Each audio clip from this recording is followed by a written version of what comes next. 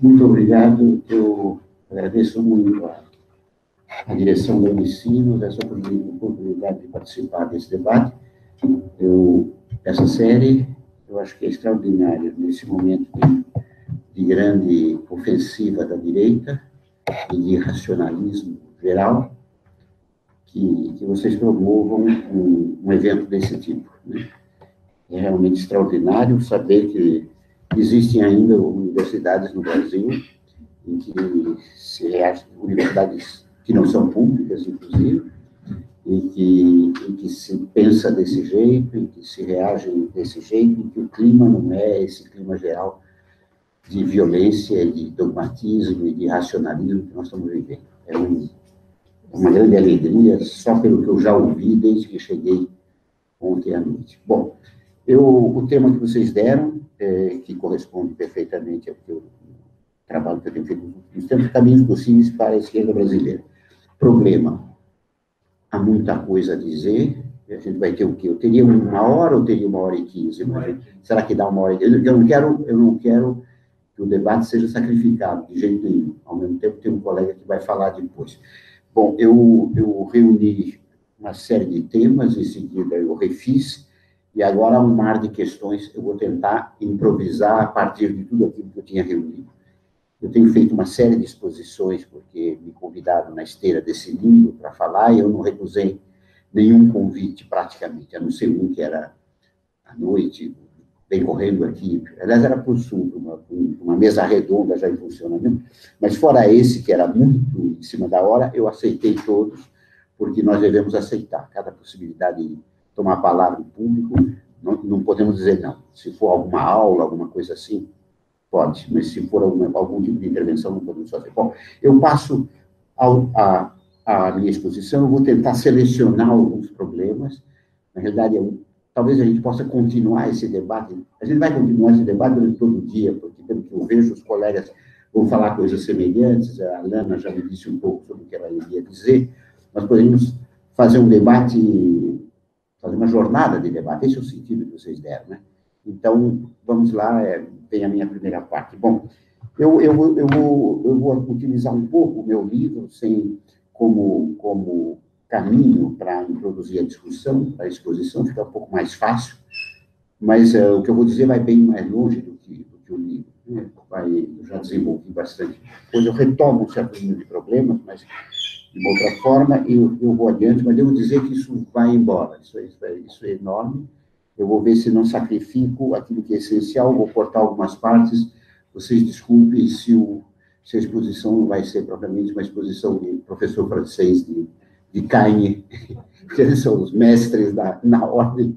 Eu sou meio francês, mas só meio. Eu sou principalmente brasileiro e não sou capaz de fazer esse tipo de exposição ordenada em que eles são absolutamente mestres, são imbatáveis, como eles dizem, né? Bom, os problemas que eu tentei desenvolver aí nesse meu livro, eu acho que são os problemas gerais da nossa esquerda e da esquerda mundial. São enormes, são muito grandes os problemas, são muito sérios. Digamos que eu segui 3 eixos, dos quais eu vou desenvolver apenas um, aqui será difícil. Por um lado, eu fiz questão de propor objetivos para o nosso movimento. Quer dizer, o trabalho que eu fiz foi de autorreflexão da esquerda. Isso está faltando muito. Se ataca demais a direita, claro que temos motivos para atacar a direita, e muitos. Bom, a última pérola é o trabalho escravo, né? Nós chegamos até aí, mas é preciso muita autorreflexão. Eu acho, bom, e aí os objetivos, os pontos seriam mais ou menos os seguintes. Por um lado, definir objetivos da esquerda. Bom, em segundo lugar, redefinir os nossos fundamentos. E, em seguida, a crítica, muito ligada aos 2 pontos, a crítica do que eu chamei de patologias. Bom, no meio disso, havia também uma crítica de alguns ideólogos de esquerda, eu achei importante, de direita, alguns ideólogos de direita, que eu fiz questão de fazer. Bom, eu vou passar rapidamente, eu vou analisar, eu vou me fixar ainda uma vez na questão das patologias. Eu já voltei isso muitas vezes, mas acho que apesar da aparência de tipologia, etc., eu acho que é por aí que a gente chega aos problemas mais radicais e mais difíceis. Bom, objetivo. Sobre os outros eu vou passar um pouco depressa, embora isso seja absolutamente essencial, mas seria tema para outra conferência, assim por diante. Objetivos. Bom, rapidamente, eu acho que a gente, hoje, na esquerda, a esquerda não pode, a esquerda tem que pôr na mesa todas as suas finalidades. Acabou um tempo em que, na esteira do Marx, se julgava que o futuro pode ficar não suficientemente traçado, né? A ideia clássica de que não se deve insistir no quadro de uma filosofia futura, de uma sociedade futura, porque isso corre o risco de nos levar à utopia e de frear a luta do presente, né? Isso é mais ou menos o tema do Marx. Ele traça essa sociedade futura, mas ele sempre insistiu em que não se deve, segundo a frase famosa, preparar as panelas do futuro, as comidas das panelas do futuro, coisa parecida, né? Hoje nós não podemos fazer isso mais.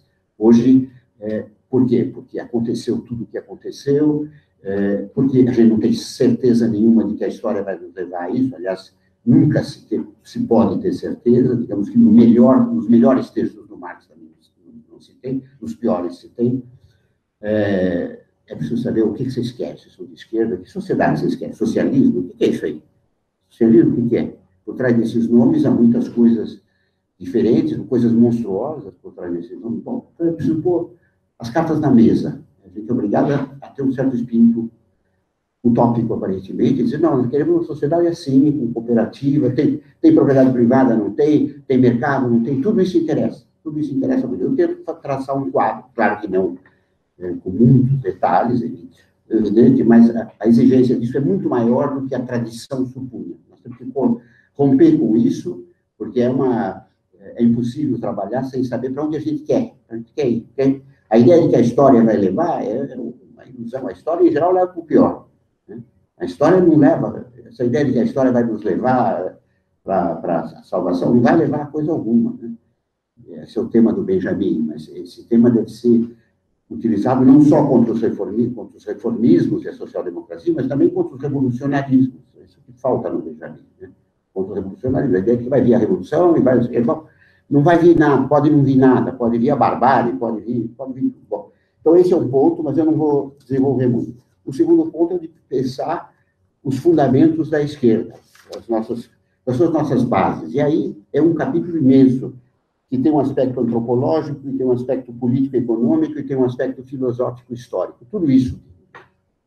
Antropológico, bom, outro dia discutindo com os amigos lá, o Christian Laval e Dardot, aparecia muito o problema. Eles querem praxis, mas com razão, eles não acreditam que vai surgir o homem novo da praxis, entende?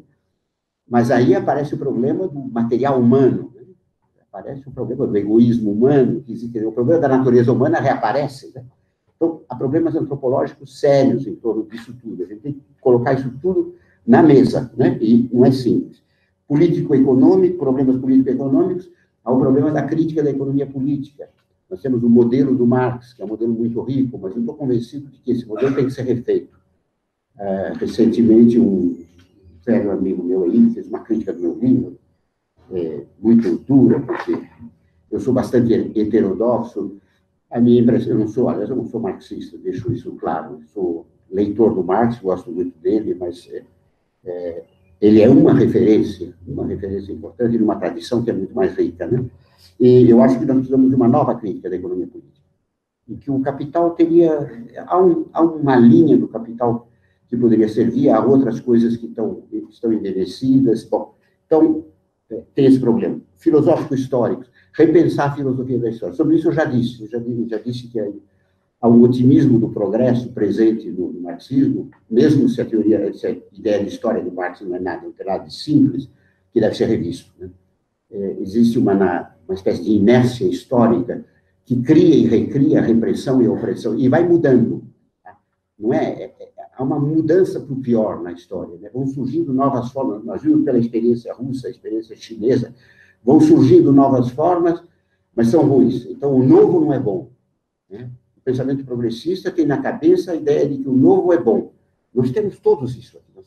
Todos somos formados pela ideia de progresso. O novo deve ser bom. Não, o novo pode ser horrível. O nazismo é novo. O nazismo, inclusive, até cria, não só em matéria tecnológica eles avançam, como em matéria social, a gente poderia dizer um imaginário novo, só que um imaginário do demônio, né? Essa coisa. Então, o novo pode ser muito ruim. Isso não nos deve levar ao pessimismo, pelo contrário, deve enfrentar isso bem, saber muito bem disso, né? Não é porque é novo que é bom, né? Ah, nós acabamos com o tsarismo, acabamos, muito bem, vocês acabaram. Vocês puseram o quê no lugar? O que veio no lugar? Foi muito melhor? Foi pior? O que foi? Pode ser? Então, vamos fazer um balanço disso. A esquerda está ainda dominada, mundial e brasileira, então, pela ideia simples do progresso, e nós todos temos dificuldade em pensar a ideia de uma história que vai para trás. A história pode ir para trás, isso não passa pela nossa cabeça. A história pode regredir. O nazismo é uma volta para trás. O stalinismo é uma volta para trás. Em quê? Em termos de quê? Em termos ético-políticos. Políticos e éticos. Aliás, o problema da ética se recoloca, né, de novo. Né? As soluções que os clássicos deram para isso são insuficientes hoje. Né? São problemas complexos. Bom, eu deixo de lado isso tudo. Vocês veem que se abre um enorme problema que não cabe nesse livro de 250 páginas de jeito nenhum. Aliás, me criticaram um pouco por aí, tem muita coisa no livrinho. Bom, eu passo a questão das patologias. Eu acho que vou voltar a isso, um pouco meu leitmotiv, meu mantra, se vocês quiserem, mas eu acho que é por aí que a gente pode chegar às coisas mais sérias, mais graves. Bom, eu estou convencido de que a esquerda, nos últimos 100 anos, foi acometida de uma verdadeira doença, né? Ela foi atacada, a imagem patológica é a melhor que eu conheço, não conheço melhor, né? E é preciso tomar conhecimento disso e se livrar desse tipo de deformação que atingiu a esquerda. E eu acho que o central nisso tudo é entender que são muitas as deformações, não é uma só. É essencial distinguir as formas, porque, frequentemente, se livra de uma coisa, vai cair na outra. Bom, nós criticamos tal partido porque ele é populista, etc., etc., mas nós inventamos uma outra loucura. E essas loucuras não ficam todas no mesmo plano. Vamos acabar com essa ideia do foi para frente, foi para trás, né? Essa confusão da política do estrada de ferro. Ele foi mais longe, o Lula não foi tanto, o outro foi mais... Não, a política tem várias dimensões. E é um problema muito qualitativo, não é um problema quantitativo. Não é um problema de mais à esquerda, ou mais à esquerda mesmo. Às vezes mas frequentemente não é apenas isso.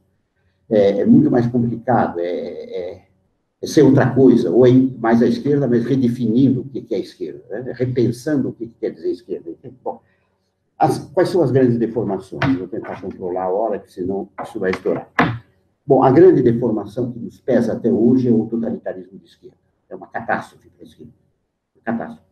É um fato que foi da esquerda, não foi só da esquerda, porque o totalitarismo de direita, mas da esquerda surgiu um governo totalitário, entenda-se, que pretendia controlar a vida de todos os indivíduos, que pôs em prática uma política de opressão e que não foi igualitária também não foi igualitária, e cujo resultado foi o genocídio.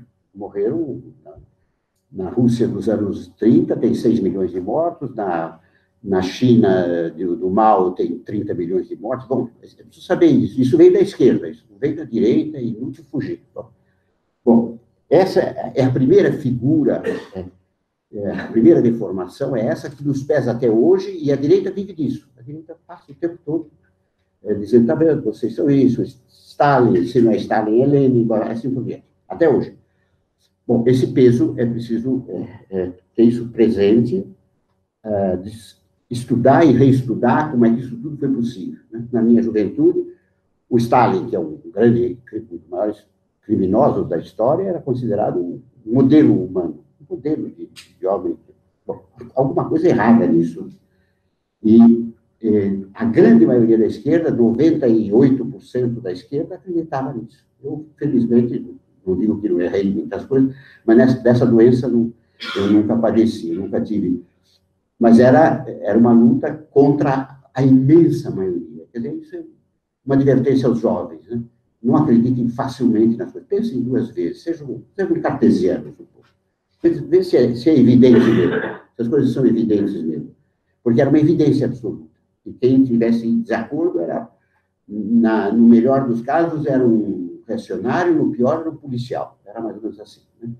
Bom, e hoje isso pesa, quer dizer, de onde vem isso? O que é essa deformação? É o stalinismo? A meu ver, não.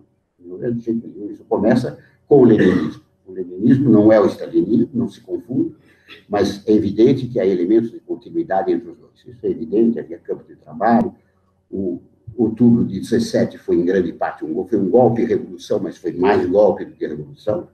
Foi golpe que se impôs a revolução. Eu acho que as deformações não começam em 29, como pretendem alguns, nem em 24, como pretendem outros, nem em 21, como pretendem terceiros, nem em 18, como querem outros, mas em 1902 e 1903, quando se inventou o bolchevismo, né? Quando o Lenin inventou o bolchevismo, que tem a ver com o populismo russo, que tem a ver com o jacobinismo terrorista, não com todo o jacobinismo, porque ele teve um aspecto positivo. O jacobinismo foi em parte, o Estado Providência, havia um projeto social muito avançado, mas havia um lado terrorista. Bom, é aí que as coisas começam, e é preciso que a gente se livre desse tipo de peso. Eu vou voltar um pouquinho no final a esse tema, quando vou tentar precisar um pouco quais seriam, a meu ver, as exigências de uma esquerda atual, para a esquerda brasileira e para a esquerda mundial.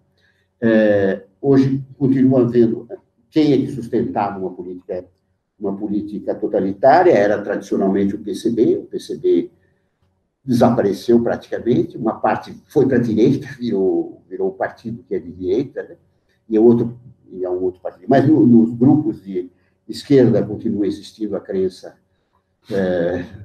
no leninismo, no trotskismo. O trotskismo é uma variante do leninismo, não é diferente. A colega Alana me fala que há um recrudescimento do stalinismo entre os jovens, o que realmente é um sintoma extremamente assustador, né? Ele existe a crença nesse tipo de socialismo de caserna, existe nos pequenos grupos brasileiros que são fortes no meio estudantil, né? Vejam as comemorações do centenário da chamada Revolução de Outubro, vejam a atitude em relação a Cuba, em relação à China, muita confusão, não se tem consciência do quanto a China é interessante, porque é a herança do bolchevismo que aparece lá, ficou pior, não ficou nada de igualitário, ficou pior do que vinha da esquerda, com o pior do que veio da direita, é o capitalismo burocrático, e assim por diante. Bom, então, eu ainda volto a isso, mas essa é uma primeira patologia. Uma segunda patologia é o oposto, né? Quando se criticava o stalinismo, se criticava também o reformismo. Reformismo hoje é uma palavra um pouco ambígua, eu acho que há reformismos e reformismos, é preciso explicar o que é. Eu comecei a usar o neologismo adesismo, né? O reformismo adesista. É a outra figura patológica, que uma é uma espécie, o totalitarismo, é uma caricatura da igualdade levada às suas são as últimas consequências, mas consequências que viram ao contrário, entendeu? Não é por igualdade, porque eles não são igualitários, mas igualitaristas, segundo o termo que o Bob, eu acho que foi o primeiro a usar. Aqui, ao contrário, é a adesão, a tendência a aderir ao sistema capitalista. Isso vem, as raízes quais são? Bom, isso vocês têm, a social-democracia reformista adesista. Durante a Primeira Guerra Mundial, e mesmo antes da Primeira Guerra Mundial, o socialismo alemão parte do socialismo alemão colaborava com o poder. E mais adiante, a gente tem a figura do Blair na Inglaterra, que aceita a política da Thatcher, a figura do de Mollet na França, com a política colonialista. Bom, então tem um lado da social-democracia que vai nessa direção. Não é toda a social-democracia. Eu acho que o balanço bolchevismo e social-democracia, ao contrário do que dizia a tradição, a social-democracia ganha ainda, porque houve coisas melhores. Houve Bloom, com os erros dele, houve o Olaf Palme, houve algumas coisas na social-democracia que foram melhores, e houve um programa de... E não houve genocídio, embora eles tenham apoiado a Primeira Guerra Mundial. Então, uma parte apoiou a Primeira Guerra, mas não toda. No Brasil, o que representa o adesismo? Eu acho que a figura, mas não quero voltar, não tenho nada contra ele, não quero voltar a falar dele, parece que estou fixado nessa figura, mas acho que quem encarna melhor é o Fernando Henrique Cardoso, é a figura de alguém que era de centro-esquerda e que se torna de centro-direita. Não de direita, se torna de centro-esquerda, de centro-direita, né? É alguém que deu esse pulo, não todo o PSDB, porque o PSDB é pior do que ele. O PSDB tem direita, tem até extrema-direita atualmente, né? Mas ele representa isso muito bem. A esse respeito, vejam o texto que o Celso Rocha de Barros publicou na última Piauí, sobre os diários do Fernando Henrique, é muito interessante. É uma análise muito boa, não violenta, mas implacável ao mesmo tempo, da virada do Fernando Henrique. E temos um outro caso, que é o do PPS, né, que é mais curioso ainda, são os comunistas que foram para a direita, aí eles vêm da extrema esquerda para o centro-direita. Esse é um caso raro. Eu estive há pouco em Brasília, eu tenho um amigo na Fundação Astrogildo Pereira, eles até publicaram os livros literários meus, mas é um mundo surreal. Eles só falam, é o Partido Comunista, é isso. As conversas deles são sobre as viagens. Eu desconfio que eles sejam leninistas, até nem sei. Mas eles eram aliados do Temer, estavam no governo Temer. Agora eles dizem que estão contra. Tem um ministro que ficou, que é o Jungmann, mas eles dizem que é individual, etc, etc. Enfim, eles entraram na canoa do Temer. Bom, e, ao mesmo tempo, eles são gramscianos. Então, eu escrevi, teve um que me atacou, não deu o nome, mas me atacou, etc, etc. Aí eu dei o nome dele, está aí em Vertei, e falei, bom, interessante, gramscianos com Temer. O Antônio Gramsci deve estar dando voltas na tumba, né? Porque quando ele vai descobrir que tem... Mas sem nenhum problema, eles passam do Lenin para o... Enfim, eu não gosto do Lenin, mas é da tradição da esquerda para o Serra, ou para não sei o quê. É uma coisa que eu nunca vi. Eu acho que no mundo não existe uma coisa parecida com essa. Né? Eu nunca vi. Eu nunca vi uma espécie de família que, de repente, se converteu à direita. A primeira que eu fui, não quero prolongar muito, mas as anedotas são curiosas. A primeira vez que eu fui lá, eu fiquei encantado porque eles não eram dogmáticos. Era o PC, mas o PC que ia encontrar. Eles não eram dogmáticos, fantástico. Até que eu descobri que eles não eram dogmáticos, mas que estavam por lado de lá. Eles não eram dogmáticos como, enfim, eles eram quase que anti-esquerda, né? É um caso para os cientistas políticos analisarem como é que isso foi possível. Tem muito de família, sabe? É uma família, eles são ligados por tradições, e de repente eles viraram, sem se dar conta, não sei, entre os piores é o oportunismo, claro, é o pior, mas entre os melhores há uma espécie de inconsciência. Bom, mas eu passo rápido sobre isso. Bom, a terceira figura qual é? Eu passo uma terceira figura,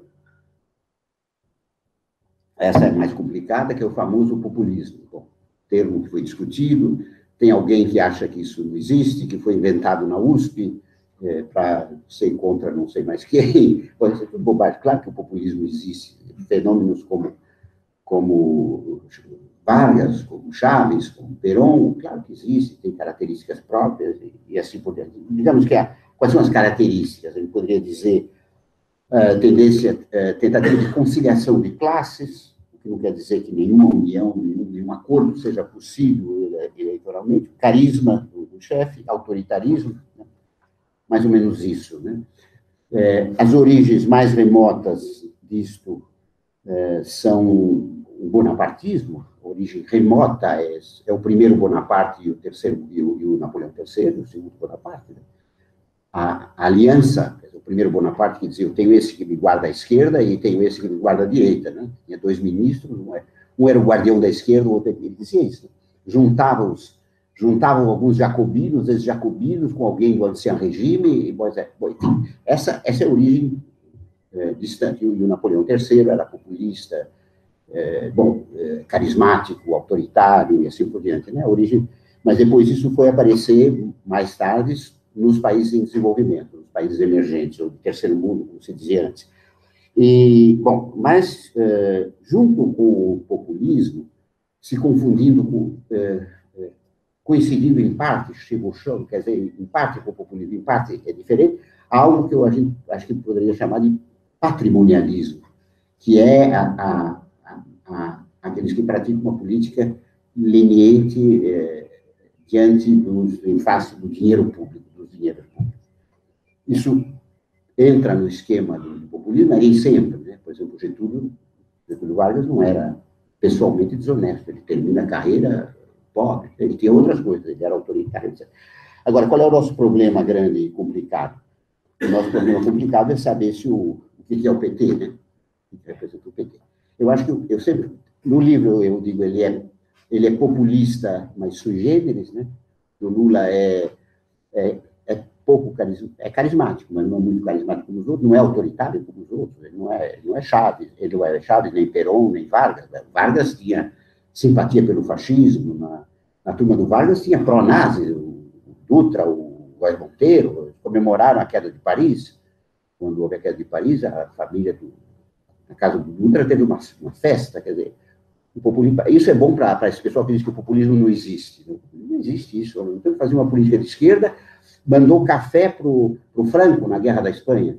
Enviou café para ajudar o Franco na Guerra da Espanha. Você imagina o que é isso, né? Dizer que não existe o populismo. É isso o populismo. E, ao mesmo tempo, começa a legislação trabalhista, uma série de coisas que eles fizeram. É evidente que ele fez, como o PT fez também. Bom, eu falei, o PT sui generis, é um populista sui generis. Mais precisamente, ele é patrimonialista. Eles entraram numa política. Não foram eles que inventaram a leniência com o dinheiro público. Vocês querem uma boa maneira de conhecer as origens disso, leiam o artigo do Celso Rocha de Barros, porque ele fala muito de como funcionava a corrupção no governo Cardoso, né? Funcionava de uma maneira diferente, na visão dele, mais limitada, mas ela estava lá, ele punha os ministros do PMDB lá dentro, sabia que eles roubavam, mas era o preço que ele pagava para poder governar. Bom, então esse esquema existia. Bom, só que depois o PT entrou violentamente nisso, isso é evidente. Se o Lula é culpado ou não, isso é um outro problema, e espero que o Lula se safe, né? O Lula preso e o Aécio, que agora pode sair de noite, coitado, obrigado a comer delivery, quando disse alguém, coitado, tem que pedir comida pela internet, né? Agora ele já pode ir o que ele quiser, e então espero que ele se safe. Agora, que houve um investimento desastroso, é quase uma armadilha, eu tinha dito isso, agora outros estão dizendo também, por parte do PT, é evidente que houve, e isso é um desastre. Bom, esse é o segundo problema, eu volto também a isso rapidamente no final. Então, nós teríamos essas três figuras. Eu não fico por aí, depois eu volto, mas eu queria comentar. Bom, nessas figuras, não pensem que... Eu falei de duas que estão... que são, de um certo modo, de esquerda, e uma que já passou para o outro lado. Não pensem que essas que ficaram na esquerda são melhores, né? De um certo modo, a gente poderia dizer que o Stalin é de esquerda, de um certo modo. Porque... Então... digamos que a mais monstruosa dessas deformações é certamente o totalitarismo. O totalitarismo é uma coisa monstruosa. Nas outras, vocês vão ter... bom, a adesão é ruim, a adesão ao totalitarismo é uma coisa muito ruim, é claro, e na figura do patrimonialismo ou do populismo, a gente vai ter, às vezes, figuras menos malignas, né? Vocês terão os populismos, por exemplo, hoje na Bolívia, etc., são coisas diferentes. Eu acho que é preciso ser absolutamente... firme diante dos populismos autoritários, do tipo Chaves, etc., mas existem algumas formas semi-populistas, etc., com as quais é possível, que é preciso considerar. Bom, essas seriam as formas, teríamos, assim, essas três formas. Agora, vocês podem ver que dessas três formas eu defini negativamente, mas elas dão, basta virar, que vocês têm um sentido positivo, né? Eu defini en creux, em baixo relevo, a gente tem o lado negativo e tem o lado positivo. Isto é, se há o totalitarismo, há do lado uma esquerda totalitária, a exigência da esquerda não totalitária, a exigência de democracia. A primeira coisa, eu volto a discutir isso aí. No segundo caso, é a exigência de anticapitalismo, né? Anticapitalismo. Essas duas coisas vão juntas, né? A ideia que corre por aí é de que há uma espécie de jogo de soma nula entre, eu gostei de vocês terem citado essa frase, entre democracia e anticapitalista. Quem é muito democrata é meio pró-capitalista, quem é muito anticapitalista não é democrata. Isso tem que quebrar, isso não tem nenhum fundamento maior. A afinidade entre o capitalismo e o autocratismo é uma coisa conhecida há muito tempo, está no Weber, por exemplo, e é preciso desenvolver os dois, é possível ser muito radical e muito democrata, as duas coisas. Não é fácil, mas é essa exigência. A terceira não tem um nome principal, é a recusa do populismo e do patrimonialismo. Isso pode ser lido também em termos de valores, né? Nós teríamos o valor liberdade, no primeiro caso, no segundo caso, o valor igualdade, não é uma igualdade absoluta, porque a igualdade absoluta é o contrário da igualdade, e no terceiro caso, como defini, eu acho que é uma espécie de exigência ética e de exigência de verdade, porque o populismo mente muito, é muito mistificante e transgride regras éticas visivelmente. Liberdade, igualdade e uma exigência de ordem, em termos de valores. É como eu tento definir o que é o antipopulismo e o antipatrimonialismo, talvez haja definições melhores. Bom, temos aí esse quadro. Só que, eu vou adiante, esse quadro não esgota os eixos positivos ou negativos da esquerda atual.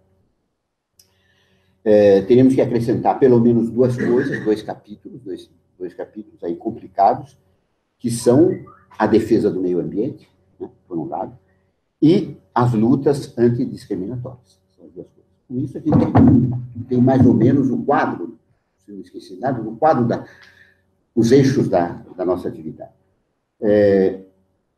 Luta em defesa do meio ambiente tem duas grandes divisões. Por um lado, a luta contra o acúmulo do CO2 e do metano na atmosfera e outras formas de poluição dos oceanos, etc. E o outro é o nuclear. Né? O outro é o nuclear. Eu acho que o nuclear é também uma coisa extremamente séria, um risco muito grande, e isso vale para o Brasil também. Eu penso que Angra funciona muito bem, eu tenho contato com técnicos críticos, eu não quero assustar ninguém, mas eles dizem que isso tudo foi feito nos anos 70 pelos militares, eles não modernizaram nada, é uma central entre as duas maiores cidades do país, mal localizada. Bom, se a gente pensar muito, nem dorme de noite. Mas saber que isso existe vale para o Brasil também. Bom, o segundo capítulo o segundo aspecto são as lutas antidiscriminatórias. Bom, na ponta está o feminismo, que é o grande movimento do século, digamos, que se impôs absolutamente, que é mais antigo, e depois tem os antirracismos, a causa negra, mas também a causa indígena, por exemplo, e depois os movimentos LGBT, os movimentos contra os racismos de sexo. Bom, não sei se esqueci alguma coisa importante, mas teria isso. Bom, evidentemente, nesse caso, nós também temos o positivo e o negativo, né?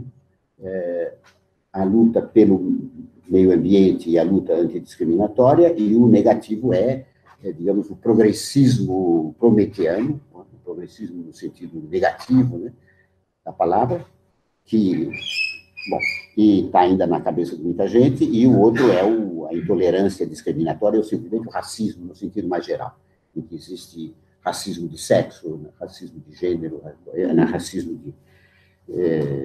de práticas sexuais e assim por diante. Essa é a forma negativa desses, né? Eu falei do populismo, do adesismo e do totalitarismo, a gente poderia acrescentar o progressismo e o racismo, né? Como deformações possíveis da esquerda. Mas vou discutir agora, a gente chegaria assim a 5 eixos, quatro eixos, são cinco eixos que estão aí presentes, né?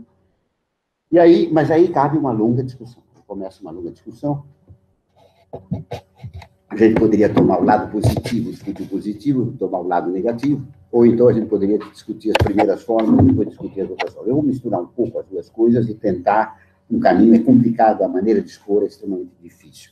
Bom, em primeiro lugar, eu vou começar privilegiando as duas últimas formas, que são menos conhecidas, pelas quais eu comecei, a ecologia e o antirracismo, insistir um pouco nessas duas formas. Bom, há uma discussão na esquerda a respeito do papel dessas duas figuras, né, do movimento ambientalista e do movimento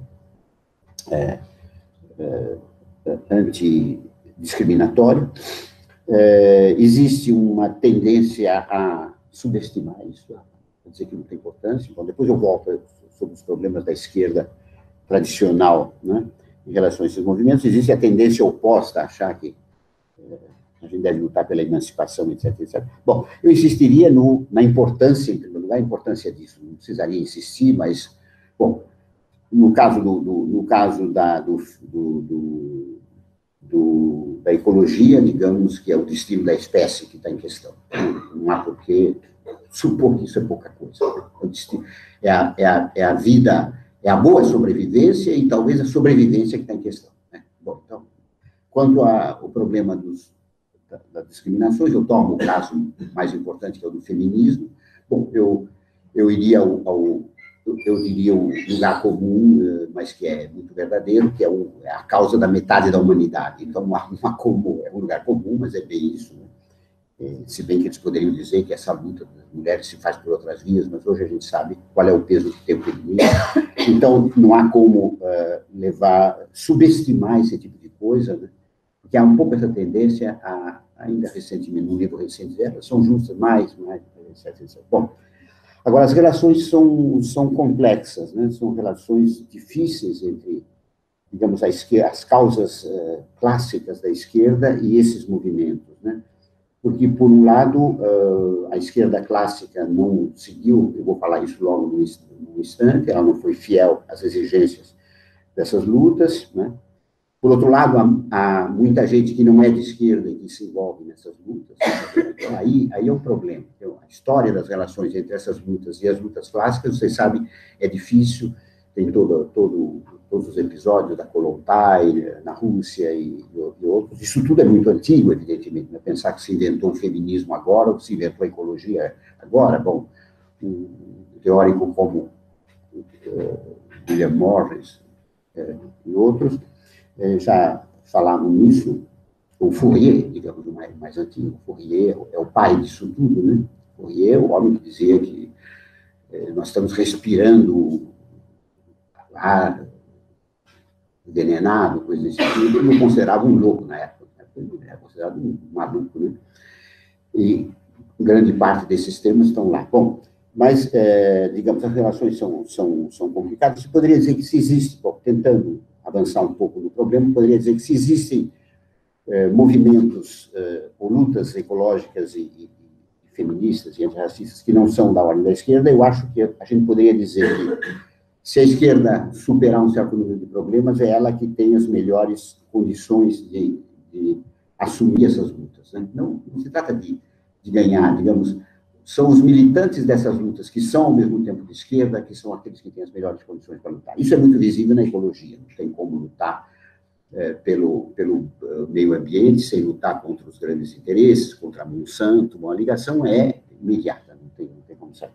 No caso das lutas antidiscriminatórias, em alguns casos também, assim, a luta indígena e indigenista pela defesa dos índios é inseparável da luta anticapitalista. Eu vi recentemente na televisão uma entrevista de 3 professores aqui da casa, muito boas entrevistas, um filósofo, uma historiadora e uma jurista, defendendo a causa indígena, e a temática era anticapitalista, não podia deixar de ser. Nos outros casos é mais complicado. A gente poderia imaginar uma sociedade capitalista e racista, por exemplo, em tese, ou sem antifeminismo. Em tese seria possível, mas precisaria ver se ela é realizável. Depois, de qualquer forma, nós teríamos os negros proletários e as mulheres proletárias que continuariam a sofrer. Então, se trata de defender esses grupos, as lutas pela defesa desses grupos, que não são, no caso do feminismo, não é um grupo, é a metade do mundo, né? Passa também por uma luta de esquerda, né? Então, a gente seria desejável que a esquerda tivesse um certo tipo de hegemonia nessas lutas.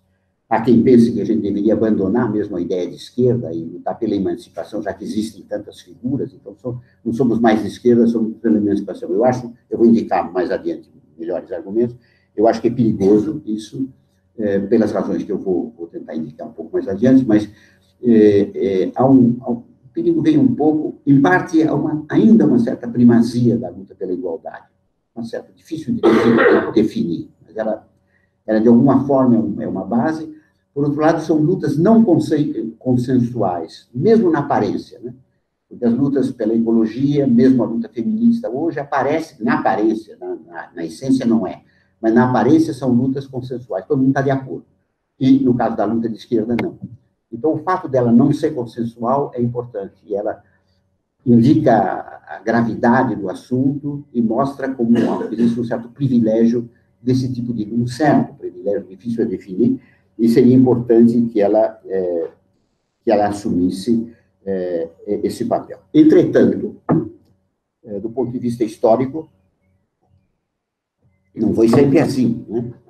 Não só as formas patológicas da esquerda clássica não aceitavam o ideário de libertação em termos do meio ambiente, de defesa do meio ambiente ou de defesa das causas antidiscriminatórias, mas mesmo os pais fundadores, os melhores, não eram muito satisfatórios desse ponto de vista. Quer dizer, Marx e Engels eram homófobos, certamente. Quando eles falam de homossexualidade, eles se irritam, eles indicam, não como causa, mas pelo menos como sintoma da decadência da Grécia Antiga, o que nos parece hoje uma coisa enorme. Eles estavam em decadência, havia pederastia, isso. Bom, então eles eram homófobos. Com relação a essa causa antidiscriminatória, com relação à ecologia, hoje apresentam um Marx ecologista, isso é excessivo. Teve até um desses colóquios de Revolução Russa que tinha bolchevismo e ecologia. Bom, o pessoal delira, bolchevismo e ecologia. O pessoal delira inteiramente, eles vão falando. E o Marx ecologista é ilusão, em grande parte. Ele diz que o capitalismo estragou a terra. Tudo bem, mas não vai muito mais longe. Né? O jovem era outra coisa, o jovem Marx. O jovem Marx era schilleriano, não é propriamente ecologista, mas se abria uma filosofia de conciliação com a natureza que poderia se abrir para a ecologia, evidente. Aliás, eles gostavam muito do Fourier, é verdade. Mas não era o Marx velho, é muito prometedor, mesmo se o objetivo final nunca é o lazer o objetivo dele, mas é um trabalho espiritual, coisa assim, sem a máquina, por aí vai. Ele não tenho nada contra ele, deixo bem claro isso, é o nosso pai, é preciso matar o pai, né? Por isso que eu falo mal dele, mas, enfim, é uma referência. Bom, mas há complicações no quadro, porque o lado de lá também não é inocente, né? Não pensem que também, do lado ecológico, do lado antidiscriminatório, não haja problema. Vejam bem, eu me refiro agora às figuras positivas, né?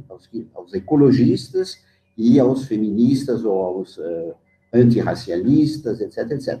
Existe, do lado de lá, coisas complicadas. Por exemplo, no meio ecológico, há quem ache que diferença de esquerda e direita é bobagem. O problema é a espécie, agora o resto não importa. Isso existe de gente qualificada. É preciso refutar isso, e dá para refutar, né? Quer dizer, a ideia de que é a espécie que importa e não os grupos, etc.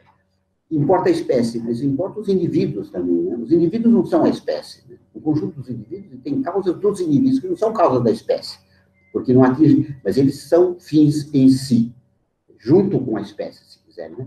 Bom, até existem ecologistas pró-nucleares, existe muita coisa assim, mas esse é um exemplo. E do lado dos movimentos antidiscriminatórios também há problemas, vocês sabem, na Europa, há alguns desses movimentos que se tornam fundamentalistas, né? Que são movimentos de defesa das minorias muçulmanas, mas que se tornam claramente fundamentalistas. Se vocês quiserem, e há outros problemas desse tipo, se não quiserem uma boa referência, tem um artigo do Antônio Engelke, que é um sociólogo do Rio, um jovem sociólogo do Rio, na Piauí, de há 2 meses, sobre deformações dos movimentos identitários. Eu estou muito de acordo com ele. O lugar da palavra, por exemplo. Existe. Eu acho interessante que ele diz, o lugar da palavra importa, mas você não pode reduzir ao silêncio o sujeito, porque o lugar dele é um lugar que não é o da causa em tela, né? Quer dizer, você pode falar do problema da luta dos gays não sendo gay, você pode falar da luta feminista não sendo mulher. Então, a ideia de que há um lugar da palavra que exclui a possibilidade da palavra, eu vi na USP uma pessoa que fazia um trabalho sobre os transgêneros e que não tem nada, que não é pessoalmente desse grupo, ser violentamente atacada pelos transgêneros, porque ela não tem direito de falar disso, porque ela não é de lá. Veja o que isso pode dar. E o que isso significa? Isso significa uma espécie de totalitarismo fundamentalista, quer dizer, e aí vocês veem, a deformação é uma deformação do lado positivo, né? Não é a deformação que consiste, não é o racismo, nem é o progressismo, ao contrário, é do lado crítico do progressismo e do lado crítico do racismo que isso aparece, mas pode se inverter. Bom, vocês veem, então, o esquema, a complexidade dos esquemas das patologias. Aqui,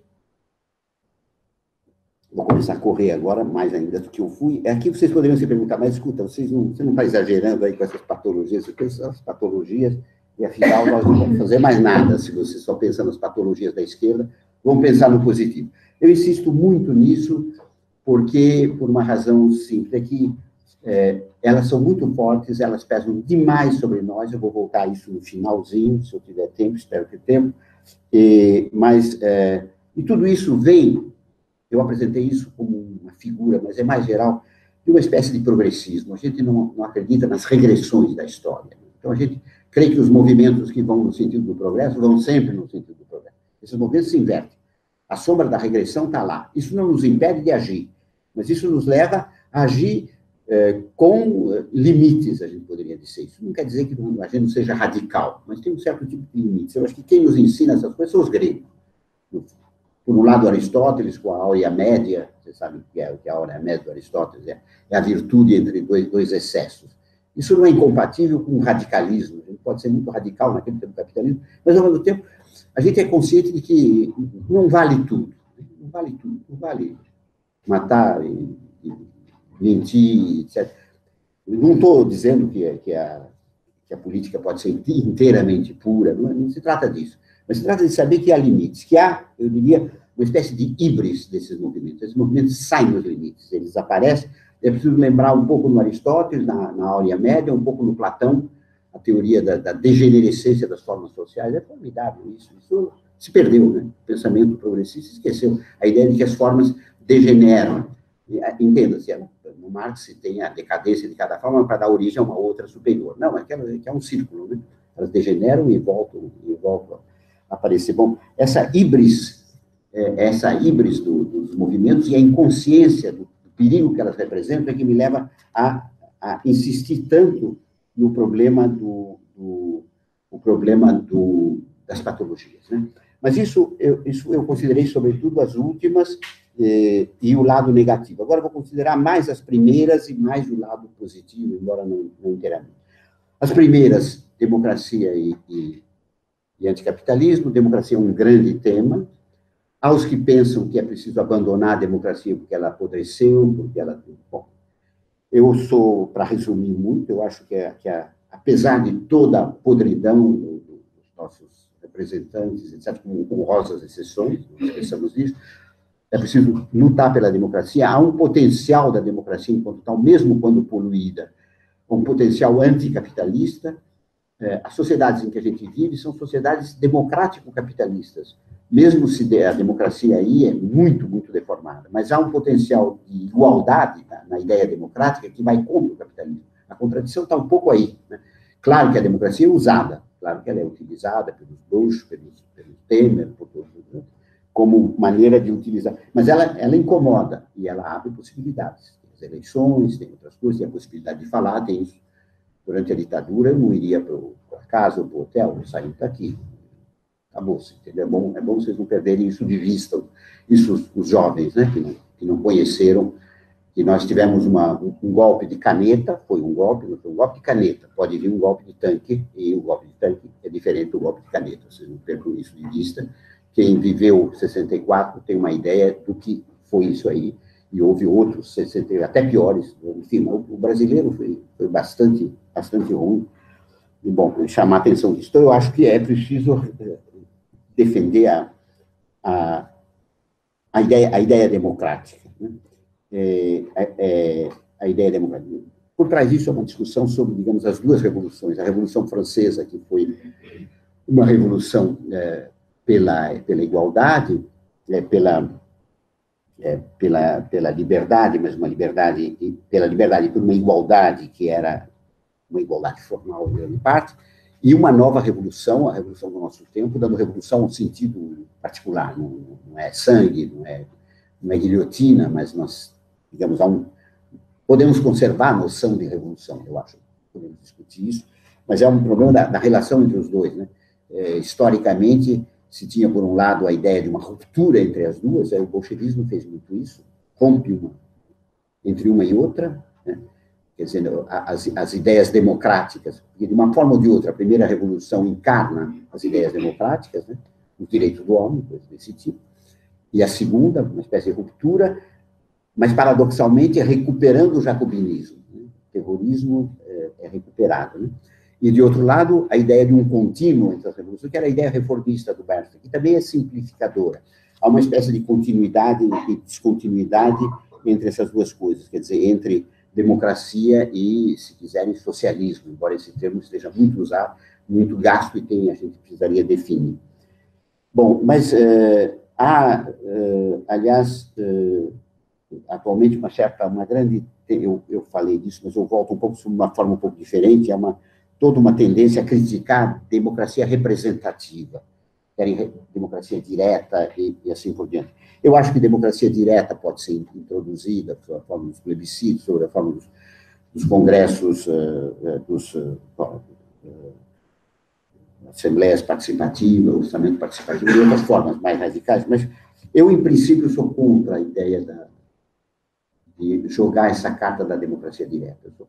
Sou contra porque eu acho que é um pouco ilusório, eu não posso falar muito, mas por duas razões, eu diria por duas razões. Uma de que, nem, como dizia um texto célebre, paradoxalmente, de um sujeito que aderiu ao bolchevismo, o homem não vive só de política, a gente não poderia viver da cidade o tempo todo, e a cidade continua nos representando tarefas. Então, o ideal seria que houvesse uma grande rotatividade na representação e uma possibilidade de recall, todo tipo de controle, mas, de alguma forma, existe representação. Aliás, quando não há representação, se fala, eu discutindo com os dois amigos franceses, eles diziam, eles assistem, o Laval-Dardo, insistem na democracia direta, eles disseram há delegados e não há representantes. Muito bem. Mas nós entramos aí num debate rousseauista, ou debate com Rousseau. Eu acho que a ideia de representação deve ser separada do esquema rousseauista da soberania, que não se representa, não se trata disso, mas, em geral, eu acho que é justa a causa da democracia direta, mas não pode ser central e não pode excluir a representação. A segunda razão, é uma razão um pouco histórica, pela qual eu defendo, é lembrar a tradição representativa das lutas mais radicais. Os soviéticos são representativos. Os soviéticos de bairro eram representativos, os comitês de soldados eram representativos, os comitês de fábrica são representativos. A gente viveu a esquerda, viveu de representação. Quem era anti-representativo? Representação. O bolchevismo era contra a representação. Eles falavam dos soviéticos, mas muito cedo eles acabaram com os soviéticos. Né? Tem textos do Trotsky dizendo é uma forma, etc., mas o partido é o partido. Né? Então, cuidado com isso. Eu vejo do discurso leninista, não só no Estado e a Revolução, mas nos textos do Lenin, em 17, já, aquela ênfase na democracia direta, etc., que vai dar no contrário, que vai dar no partido. Aliás, havia por parte dos anarquistas também essa palavra. Eu não seria contra a representação, por mais podre que seja a nossa representação. Realmente, se a gente considerar a situação atual, não esqueçamos que existe uma minoria pequena de representantes que são muito bons, eu mesmo conheci recentemente estão lá lutando contra as feras na Câmara, mas ela é muito ruim, mas eu não vejo muito bem como é que nós vamos evitar o problema da representação, que ela tem um outro nome, mas que ela tem muitos e muitos controles, por exemplo, não acumulação, não apenas no espaço, mas também no tempo, duas vezes, duas gestões e acabou o deputado, não mais do que isso. Depois a gente entra, a gente se dispõe, porque pouca gente se dispõe a trabalhar muito tempo para a cidade, a gente tem outros interesses. estéticos, científicos, religiosos. Bom, a vida é feita de muitas coisas, né? E o trabalho para a cidade é um trabalho muito absorvente. Então, a gente dá 1 ano para a cidade, os mais jovens, 1 ano, 2 anos, eu não sei se poderia dar 1 ano, mas, enfim, 1 ano, 2 anos para a cidade, e depois volta e tem representantes de tendência. A outra tendência que apareceu aí muito, que vai mais ou menos nesse sentido, é o sorteio. É uma outra maneira de evitar a escolha. Eu acho que também é ilusório, não é que eu seja contra totalmente o sorteio, mas não vou entrar em detalhes, mas eu acho que ele é ilusório, que o problema todo é como é que se institui o sorteio e você passa aí por... Ou é a revolução, e aí você tem que discutir se a gente é favorável ao movimento violento e tudo desse tipo, ou então é uma escolha que vai... Quer dizer, o sorteio é instituído por uma escolha de representantes e assim por diante. Então, é complicado, eu não sou inteiramente contra isso, mas eu acredito que são maneiras de evitar, são formas de evitar o problema, a passagem pela consciência, pela educação, e nós não fugimos disso. Isso é muito complicado, mas nós não fugimos. Há, por um lado, o sorteio, etc., o apelo à contingência, por outro lado, o apelo ao afeto, é outra coisa que está presente, eu acho que o afeto é importante e tudo mais, mas nós não escapamos do discurso racional, a gente tem que ter um fundamento no discurso racional. E tudo isso vem do fato da dificuldade de pensar esses problemas e da dificuldade prática de realizar esses trabalhos. É extremamente complicado pensar como é que a esquerda pode se desenvolver nas condições de atraso da consciência do Brasil, mas a gente tem que passar, de alguma forma, pela consciência, pela educação. Isso é muito complicado, mas não adianta fugir desses problemas com o sorteio, com a afetividade, isso tudo não dá certo, eu acredito. O que não quer dizer que a política não seja eminentemente efetiva, é verdade.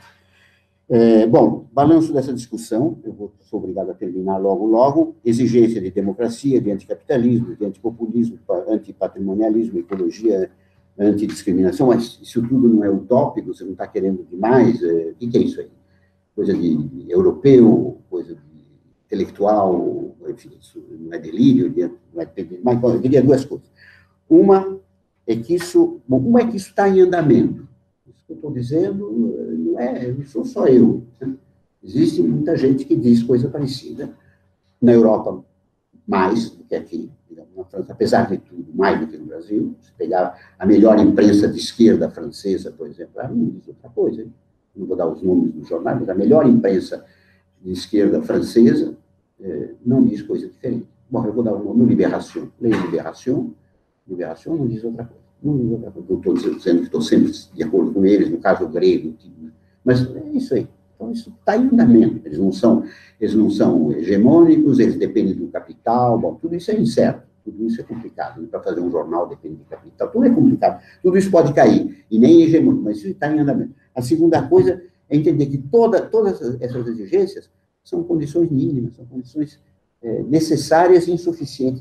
Com isso tudo não significa que nós vamos ganhar, não. Isso é o começo, isso é o barato.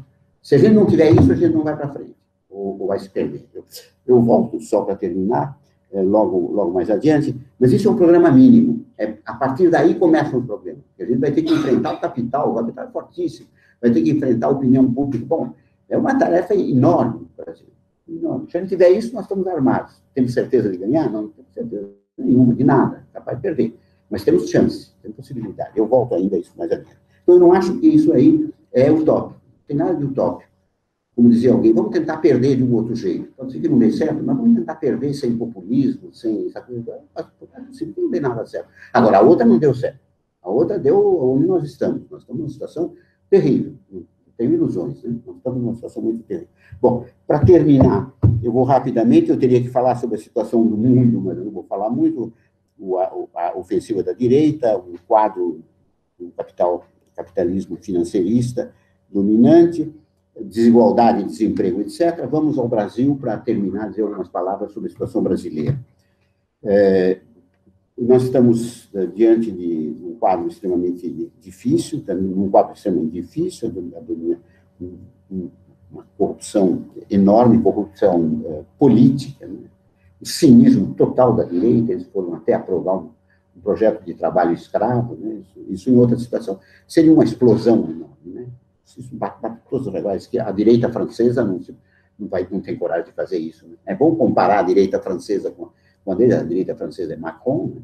Com a brasileira, é tudo parecido, mas lá eles são obrigados a fazer uma série de coisas aqui não. Bom, e temos diante de nós a perspectiva das eleições, mas não temos nem certeza de que elas vão existir, como elas vão existir. Bom, em duas palavras, vou tentar dar um quadro e resumir um pouco o que, para mim, são as exigências. Quadro de partidos, nós temos PT, PSOL, Rede, a certa altura, a certo ponto, são partidos em condições difíceis, o PT se comprometeu muito com o patrimonialismo, que não quer dizer que não tenha gente boa lá dentro, mas, em geral, são dissidentes, os bons. PSOL rompe com o PT, mas entra num esquema extremamente gauchista, não todos, é muito diversificado também, tem gente muito boa lá dentro, mas tem, pelo que me dizem, tem até stalinistas dentro do PSOL. Bom, mas a Rede eu estou incluindo porque eu conheci um dos deputados da Rede e me pareceu muito bom, é um pouco excepcional, ele estava contra a posição da Marina, que foi pró-impeachment, mas então existe gente assim. Bom, eu dou até o nome, é o Molon, o Alessandro Moron, não sei se vocês conhecem, ele foi discutir comigo. Bom, eu fiquei muito impressionado mas ele criticou a posição da Marina, assim, então é preciso ver, tem, e deve ter em outros partidos também, né? Por outro lado, há movimentos, os movimentos de base, estão aí, MST, MTST, a Alana vai falar isso, trabalhou muito no MTST, eu tive contato com Boulos, e, bom, admiro gente que vai ao povo, etc., são uma espécie de narodnik que fazem esse trabalho. Agora, ao mesmo tempo, eu desconfio um pouco da ideologia deles, é muito chavista, bolivariano, acho que tudo isso tem que ser discutido. Mas, bom, depois existem movimentos de classe média, eu poderia dizer, são muito incipientes, mas são movimentos sociais de classe média. Vocês sabem, em São Paulo, não sei como é que está no Rio Grande, deve haver. Existem uns 10. Quero prévia, eu estou ligado a 2 ou 3 deles, boas reuniões, mas são movimentos assim, quero prévias, movimento de esquerda, favorável a prévias eleitorais para um candidato único de esquerda. Bom, claro que ultrapassa ao mesmo tempo, e tem uma opção de gente, não vou dar os nomes todos, mas são as figuras que estão aí, são muitos, né? As figuras que estão atuando, tem economistas jovens, novos, tem filósofos, tem sociólogos, bom, depois tem um outro que chama Nova Democracia, depois tem os movimentos de cidade, o Meu Rio, o Meu São Paulo, o Meu Sampa. Bom, no meio tem muita confusão também. Tem confusão, tem macronistas, tem coisas assim, mas em geral não é. Bom, tem movimentos pró-candidatos, coisas assim, tem um movimento de antigo, de gente da administração do Haddad, que quer lançar o Haddad, independentemente do PT, nem estão no PT, e fazem reuniões para discutir a administração Haddad, e falam o melhor e o pior, né? É muito interessante, então aparece gente muito qualificada, né? Sociólogos, urbanistas, arquitetos, esse tipo de gente, economistas, e eles contam o que é, contam sem esconder o que foi positivo, o que não foi positivo. Bom, então existe uma agitação, uma efervescência da esquerda que é realmente incrível, nunca vi isso, uma coisa desse tipo. Se quiser, é impossível ir a todas as reuniões que existem lá, para as quais a gente é convidado, de todo tipo, em geral coisas muito boas. O que vai dar, não sei. Bom, sobre o programa propriamente da esquerda, não vou falar, nós temos uma opção de coisa, a reforma tributária urgente, o sistema tributário brasileiro sempre tem uma roubalheira total, tem o problema da reforma política, agrária, urbana, bom, tudo isso. Quanto às formas de luta, como é que nós vamos fazer? Será um novo partido, não sei, é muito difícil, será um movimento, será uma organização em torno de um jornal, a gente não tem nenhuma ideia. É essencial, por um lado, eu acho, muita firmeza na crítica, eu vou voltar ainda a isso, e, ao mesmo tempo, flexibilidade. É preciso que a discussão não azede, né, em geral. Mantenha as pontes, né? A não ser quando são casos perdidos, digamos, né? Discute com todo mundo, mas, ao mesmo tempo, mantenha as pontes, porque a gente vai ter que fazer alianças, se vier um perigo, aí eu já vou voltar, a gente faz alianças mesmo para além da esquerda, né? Mesmo para além da esquerda, é possível que a gente precise de grandes alianças democráticas, porque o que vem por aí a gente não sabe. Os riscos de golpe. Bom, no que se refere a um grande problema, acho que já fica claro pelo que eu falei, de articulação desses movimentos todos, independentemente das deformações, existe uma tendência a se isolar. A gente é militante de uma causa, da causa negra ou da causa feminista, e se isola. Quer dizer, é um problema de articular isso tudo. É extremamente complicado. Eu acho que seria importante, duas coisas que eu queria dizer antes de fazer só as conclusões finais, Importante trabalhar com a classe média. Existe um preconceito velho que vem do marxismo, não da tradição marxista, porque mesmo os radicais, nesse caso, eles acertaram que a classe média apodreceu, etc. Não é verdade. Uma parte da classe média é fascistizante, uma parte é muito boa, né? Modéstia à parte, somos nós, de certo modo, somos nós mesmos. E uma parte depende do nosso trabalho, a gente pode ganhar muita gente, ou pode neutralizar, e não há golpe sem classe média, né? Pensa que a classe média não tem peso, os tanques dependem um pouco da política, e de gente que sai na rua, isso pesa, né? E outra coisa que eu insistiria é trabalhar com a gente solta, cheio de gente de esquerda que não está em partido nenhum, que não está em movimento nenhum, mas vota e vai à rua, né? Quando houve aquela passeata anti-impeachment, que teve 90 mil, foi organizada pela turma dos movimentos, Boulos, o pessoal que organizou, tinha 90 mil ao todo, né? Se fizesse uma pesquisa para ver quem era quem lá dentro, eu acho que havia grande quantidade de gente que não era nada. Bom, é preciso organizar essa gente. É uma ilusão com os movimentos e com os partidos, com as organizações. Eu não desprezo as organizações, mas é preciso pensar na massa de gente solta que está por aí. São milhões de pessoas, e que talvez pensem mais ou menos do jeito que vão um pouco nessa direção daquilo que eu disse. Não digo vontade de acordo comigo e tudo, mas que são democratas, que são socialistas, que são ecológicos, que são pró-feministas. Bom, é uma massa enorme, são milhões de pessoas que não estão organizadas e que é preciso chamar e discutir. Bom, para terminar, eu diria, só para terminar, eu vou concluir, tá bom? Nós estamos diante de uma situação que é perigosa, difícil para o mundo e no Brasil. Há essa candidatura Bolsonaro, que vai crescendo, há coisas no Exército, a gente não sabe o que eles estão fazendo, eles nunca perderam de vista a possibilidade de algum golpe, isso existe, né? E aparece a pergunta que não é só daquele político que eu não gosto muito, que é o que fazer. Essa pergunta é válida, um amigo meu escreveu a partir do Adorno, de que isso é válido, ela se coloca, o problema se coloca assim, o que fazer se coloca, cada um de nós, o que eu vou fazer, e cada um de nós pode fazer coisas diferentes, inclusive, né? Aí aparece um pouco a coisa dos estoicos, isso eu falo para os filósofos, o que depende de nós e o que não depende de nós. Tem coisas que não dependem de nós, o que eu vou fazer? Você não pode sair com tanques na rua, ou tentar luta armada de novo, bom, nada disso a gente pode fazer, isso está fora. Agora, o que depende de nós? Eu acho que depende de nós. Nós, um trabalho sério, a meu ver, é um trabalho que seria político, por um lado, seria no plano das organizações e do movimento espontâneo, digamos, do movimento geral de massa, e, ao mesmo tempo, um trabalho mais político, partidário. Tem que fazer isso em várias frentes. Eu sou contra essa espécie de idealização do movimento de massas, a gente que vai por aí, né? Uma política está muito ruim, não, vem um grande movimento, não sei o que, é um pouco o Grand Soir, né? O grande dia da Revolução.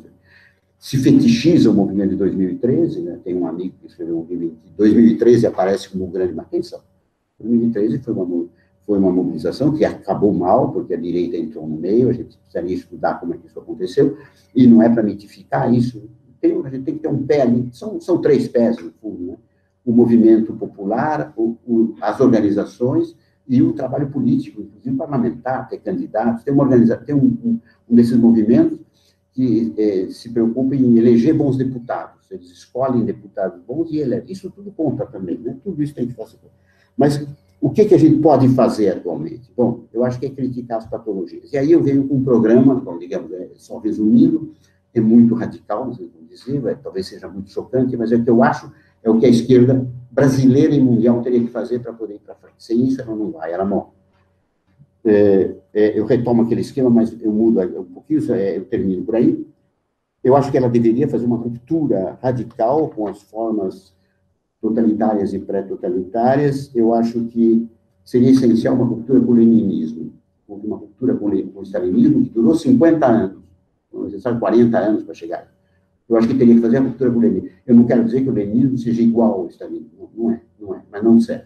Isso, a meu ver, isso não tem nenhum futuro. Uma esquerda leninista não tem, isso está morto, isso acabou. Estudem bem, eu vou publicar agora mais um livro, que eu vou falar bastante disso, deve sair um artigo grande meu, se tudo correr bem, vai surgir, vão surgir outras coisas, mas isso não serve. Bom, é a primeira coisa. A segunda coisa, romper com os populismos autoritários, romper com o chavismo, essa coisa. A gente vê a direção do PT, Gleisi Hoffmann elogiando Maduro, isso é um suicídio. Isso não só é ruim do ponto de vista dos princípios, mas nos isola, porque existe uma espécie de opinião pública que é contra isso, entendeu? Não pense que eles não têm razão. Não eles é que têm razão contra o partido. Isso é um desastre. É o maior presente que ela poderia dar à direita foi fazer elogio do Maduro. E nas minhas discussões eu via colegas dizendo, mas escuta, o que você tem contra a Venezuela? Eu falei, o que você tem a favor? Governo autoritário, corrupto, com militares lá dentro. Não tem nada a ver com a esquerda, não tem nada a ver com isso. Bom, é a segunda coisa. A terceira coisa seria ser radical na crítica do patrimonialismo petista. Né? O PT morreu, eu não quero que o Lula seja preso, tem gente boa dentro do PT, mas é preciso romper com esse tipo de prática. Então, o PT poderia ter feito autocrítica do seu trabalho e seria ótimo. Vamos começar de novo, o Lula é o candidato, fizemos bobagem, seria perfeito, eu seria o primeiro a sair correndo. Mas assim, não assinamos, a gente não assina cheque em branco, eu não vou assinar cheque em branco, isso é suicídio. Em todos esses casos, leninismo é suicídio da esquerda, chavismo, suicídio da esquerda, patrimonialismo, não sei o que lá, é suicídio, isso está muito, muito desmoralizado. Em último lugar, eu diria acabar com um certo número de sectarismo. Isso vai um pouco na onda dos totalitarismos, mas é um pouco diferente, eu termino em 5 minutos. A gente vê muita coisa sectária, né? No Rio teve um concurso, vou dar exemplo, concurso de filosofia, não sei mais o que, vem os alunos que querem fazer um tribunal político para examinar a ideologia dos candidatos. Vocês imaginam isso? Isso desgasta. E assim tem outras coisas. As ocupações na USP, não sou contra toda ocupação, de jeito nenhum, mas ali tem interesses corporativos, tem entrismo das organizações, de algumas organizações sindicais, na universidade, nas associações, e se impedem os professores de entrar em aula, bom, coisas que são muito, muito irresponsáveis, né? Bom, houve nessas comemorações de outubro também, ali discutia as posições deles, houve muito sectarismo lá dentro, davam a linha, alguém me disse que em cada mesa, bom, havia uma mesa que era independente, pelo menos, a Lana me fala que participou e que a mesa era independente, mas em outras havia um sujeito ali que dava a linha, no caso era trotskista, a linha trotskista, que entra nisso aí, né? Ele sempre dizia, não, mas a verdade está na Revolução Traída, isso que você está falando, me contou alguém de uma outra universidade. Bom, essas coisas não podem acontecer, isso desgasta, a direita aproveita isso, a direita tem a mídia na mão, e são coisas graves, né? Você não pode fazer isso, a esquerda não tem nada a ver com isso, e é preciso absolutamente enfrentar esse tipo de coisa, o que não quer dizer que a gente não vai lutar contra a direita, é evidente. Mas, em relação à direita, o nosso poder é limitado, a gente faz o que pode, em relação a nós mesmos, em princípio, ele é infinito, o nosso poder, em princípio, em tese, é infinito, nós podemos fazer aquilo que a gente poderia fazer. Aquilo que a gente deve fazer. Bom, então eu acho que nessas condições, se a gente romper, a esquerda tem futuro. Se a esquerda não romper, eu não creio que ela tenha futuro. Ela se afunda, e isso mais no Brasil do que lá, do que na Europa, que lá, bem ou mal, existe um trabalho nesse sentido. Mas tem peso. Alguém como Mélenchon, por exemplo, é marcado pelo populismo e tudo mais, né? Mas não há só o Mélenchon. Há um avanço um pouco maior, sem querer europeizar. Então, eu voltaria às exigências iniciais, só não vou falar disso, pensar as origens, pensar os objetivos, e quanto à luta contra as patologias, historicamente é uma espécie de volta ao passado, se vocês quiserem. Né? Nunca existe volta perfeita, mas eu acho que as duas últimas grandes figuras da esquerda foram um francês e uma alemã. O francês é o Jaurès. O Jaurès encarna bem, bom, ele é anterior à ruptura, mas ele encarna o socialismo, digamos, o melhor, a meu ver, e do lado da esquerda, a grande figura é a Rosa Luxemburgo, que não quer dizer que nós vamos agora ter uma posição que seja próxima da Rosa Luxemburgo, é imitar a Rosa Luxemburgo em tudo, entendeu?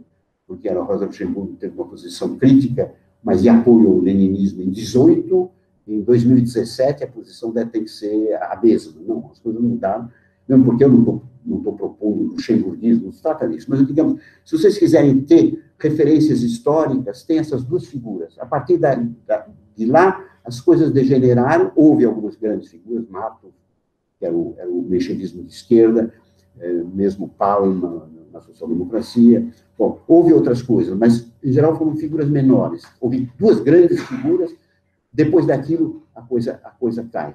Eles não eram muito compatíveis, né? Não sei se o que a Rosa dizia do Jorrés, eu não me lembro. Do lado comunista, eles não gostavam, mas faziam, de qualquer maneira, davam um certo papel ao Jorrés. Diziam ele é bem intencionado, qualquer coisa assim. Né? Mas eu acho que poderiam ser um pouco essas duas referências. Os meus dois amigos, eu não estou querendo fazer um ponto dos dois, as coisas que eu digo não vêm de lá, mas eu fiquei muito contente com a convergência de posições. Os dois amigos, Laval e Dardot, usam no livro deles uma fórmula boa, que eles remetem ao socialismo associativo e ao comunismo conselhista. Socialismo associativo é o socialismo do Jorrés e do Marcel Mauss. O Jorrés é a figura política mais importante, e o comunismo conselhista, vocês sabem o que é, comunistas favoráveis aos conselhos soviéticos. A figura mais importante é o Panikkek, que é um holandês, que era um grande astrofísico, mas é uma figura não só pouco conhecida, mas não tão grande, provavelmente, a menos que eu seja Jesus. Mas a Rosa Luxemburgo, precisamente, aparece não como conselhista, mas isso foi o que estou dizendo, mas aparece como alguém que se opôs aos anticonselhos. Né? Ela é favorável até ela foi crítica do fechamento da Assembleia Constituinte Russa, né, em 18. Né? Em 18 ela defendeu que os bolcheviques fecharam. Foi a primeira grande Assembleia, a primeira eleição, uma das raras eleições livres democráticas, eles foram lá e acabaram com aquilo, né? Sob pretexto de que vinham os soviéticos depois eles acabaram com os soviéticos. Então, não deu nada. Bom, é isso. Desculpe ter feito essa corrida, mas não dava para falar isso tudo numa outra velocidade. E espero as perguntas.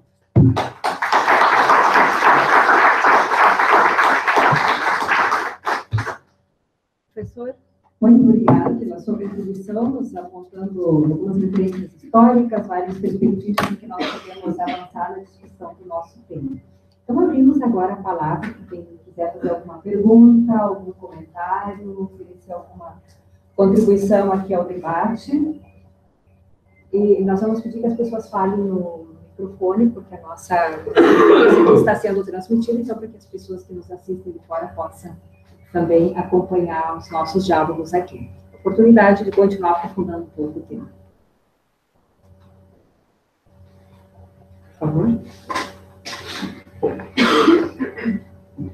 Muito obrigado. Bom, cheguei um pouco tarde aqui, mas eu estava acompanhando pelo YouTube, então eu consegui assistir quase tudo. A minha pergunta é mais na sua crítica à democracia direta.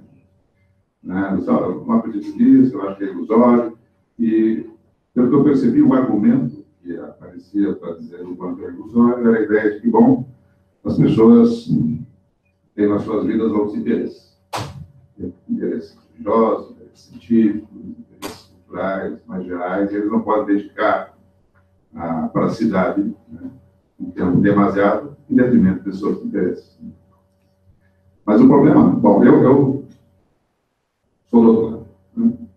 Eu acho que talvez a única saída é essa. E o que me parece é que, quando o que está em jogo é exatamente o risco de a gente não ter mais essas outras vidas. Quando a democracia representativa está de tal modo contaminada que está afetando todos esses outros aspectos. E você passa a não ter mais a sua vida cultural, você passa a não ter mais a sua liberdade religiosa, você passa a não ter mais a sua liberdade econômica. Né? E aí, bom, o que resta? Seguir exatamente esse impulso pela democracia direta. Então, eu acho que tem um potencial assim, de transformação nessa crítica da democracia representativa que eu não seria, vamos dizer assim, tão rápido, né, em assim, jogar isso fora, né, com base no argumento de que, bom, você tem outras esferas da tua vida que você tem que explorar. Né? Talvez os mecanismos de interferência, assim, de comunicação digital hoje possibilitem essa participação direta sem detrimento, né? Sem o detrimento assim, dessas outras esferas da vida. Mas me parece que elas estão, elas sim, em xeque, em jogo e em risco. Eu prefiro responder cada uma, sabe? Evidentemente, eu passei muito depressa, eu não jogo no lixo de jeito nenhum. E é uma discussão aberta, Os dois franceses a quem eu me referi, que são muito meus amigos, eles defendem, eu discuti com eles, eles falaram. Aí entrou uma discussão em que entrava o Rousseau, bom, eles não falaram, mas eles defenderam os delegados. Bom, eu sei, então, eu passei muito rápido, então dá a impressão que estou jogando de jeito nenhum, eu acho que isso é válido. Mas os meus argumentos, quanto à possibilidade da utilização dos meios modernos, é verdade também, já existe isso, né? Existem pequenos organismos, na França, por exemplo, existem pequenos grupos de políticos que fazem as reuniões da direção acessíveis pela internet, e a gente pode intervir também. Pois desse tipo, as possibilidades de intervenção são sérias. Agora, com tudo isso, eu não creio que a gente vai substituir. Não creio, bom, o argumento que a gente não pode cuidar de tudo, eu acho que é válido porque haverá negócios complicados da ordem pública, haverá trabalho a fazer. O Estado não vai desaparecer, isso é uma ilusão, o Estado não desaparece, nem pode desaparecer. E o outro argumento é dos perigos. Quer dizer, nós vamos jogar. Vocês acham que o problema nosso é porque tem representantes? Meu Deus, a esquerda viveu dos representantes. A maior figura da esquerda, a figura política da esquerda, a figura pessoal da esquerda, eram os conselhos, eram conselhos de representantes. Quando aquilo inchou demais e virou democracia direta, bom, é claro que eles não tinham os meios técnicos de hoje, se perdeu, porque aí não tinha mais decisão a fazer, ficava muito complicado. Então, eu achar que o nosso problema é que tem representantes, eu acho que é ilusório isso. Eu, por mim, teria representantes. Eu tenho pelo menos umas 10 pessoas aí que eu elegeria como meus representantes e que poderiam trabalhar bem. Teria. A representação não é o problema de dividir a soberania tem posições diferentes que devem ser, eu acho que é uma ilusão isso. Não, a democracia direta. O que seria essa democracia direta? O que seria isso? Nós iríamos decidir tudo. De qualquer maneira, delegado teria que ter presidente, teria que ter mão. E aí a diferença entre o delegado e o representante, bom, tem uma discussão usoísta, mas eu não creio que ela valha muito. Eu acho que é ruim insistir bater nessa tecla. Eu acho que, inclusive, atualmente, a gente precisaria pensar, e depois tem o argumento que, bom, de imediato, a gente precisaria pensar em eleger bons representantes, etc. E, bom, tudo isso junto, né? E a ênfase na democracia direta implica imediatamente que ele vai liquidar a Câmara e Senado, vai acabar com isso. Eu acho que isso é ruim, apesar dele ser, isso é perigoso, é o que querem os militares e guardas. Essa contradição. É um bando Senado e Câmara deve dar 10% de gente boa, suponho, 5%, 10%, eu acho que deve dar. Bom, é um horror. Ao mesmo tempo, tem um horror maior. O Bolsonaro não quer essa gente. E eles vão jogar isso. Né? Eles querem fechar essas. E nós não podemos aceitar isso. Imediatamente, o nosso trabalho passa pela garantia das organizações representativas. Pode mudar, pode acabar o Senado, pode haver outro, mas haverá assembleia. Haverá sempre assembleia. Mesmo os que estão, os amigos aí que escrevem livros defendendo a democracia direta, para ir lá tem uma assembleia que eles não querem que passe pelo Estado, tudo isso é possível. Mas eu acho que é uma ilusão, eu acho respeito. Eu passei rápido, porque eu tive que passar rápido. Uma discussão grande, e é como dizia o outro, não vou fazer a piada, porque pode não ser entendida, é melhor não fazer a piada. Eu ia citar alguém que eu não devo citar, uma figura histórica horrível, mas são divergências entre nós, né? Divergências entre nós. É possível, eu acho que é um engano, sobretudo nas condições brasileiras, dizer não democracia direta, porque isso significa, bom, vamos fechar a Câmara e o Senado. Eu falei isso numa discussão com um colega meu, que vocês devem conhecer, não vou dar o nome também, disse, mas eu não estou querendo fechar nada e tal. Bom, imediatamente isso poderia significar uma coisa desse tipo. Eu acho que não é por aí que a coisa vai. E vejam, no caso histórico, olha, o bolchevismo não parou de criticar a representação. Eu sei que isso você pode dizer, não tem nada com isso, né? Não parou de criticar a democracia direta. Leiam lá o Estado e a Revolução, ele é anarquizante, mas é enganoso aquilo ali, porque aquilo vira o contrário. E os escritos posteriores, o renegado Caos, que não sei o que é isso, democracia superior, direta, e era o contrário. Claro que não é isso que vocês querem, né? Mas acho que ela tem limites, a ideia da presença de todos, etc., mesmo com os meios desenvolvidos, a gente pode desenvolver muito, vai alterar muita coisa, mas eu acho que a gente vai ter... todo mundo está de acordo que vai ter delegado. Vocês querem que se chame delegado? Chama delegado. Agora, representante com recall, com recall, com, claro, uma política que libere, ele puder liberar a política dos interesses econômicos, e com a impossibilidade de acumular, não só no espaço, mas no tempo, ser deputado uma vez ou duas vezes, depois acabou, depois vai para a casa dele. Bom, isso acaba com a carreira dele, ele é deputado duas vezes. A gente, bom, esse representante assim, você pode chamar de delegado, se você quiser, né? Ele, de certo modo, um delegado, porque ele está preso. Mas tem, bom, é o que eu poderia dizer, mas a discussão permanece aberta, aliás, insistir que existe uma série de coisas a combater, ao mesmo tempo há várias respostas dentro da esquerda. Então, a gente deve firmar um certo número de coisas que são importantes e, ao mesmo tempo, pensar em vários caminhos. Tem essa história do comum, por exemplo, que está aí. Eu não sou muito partidário desse caminho. Tá? Eu estou voltando às mesmas figuras. Eles têm todo um projeto que se funda na noção do comum, né? Eu não sei se é um caminho possível, mas não é único. É um caminho que tem problemas, porque eu tenho medo que se reifique a noção do comum. Você pode falar em emancipação e não falar no comum, nem tudo é comum, bom, enfim.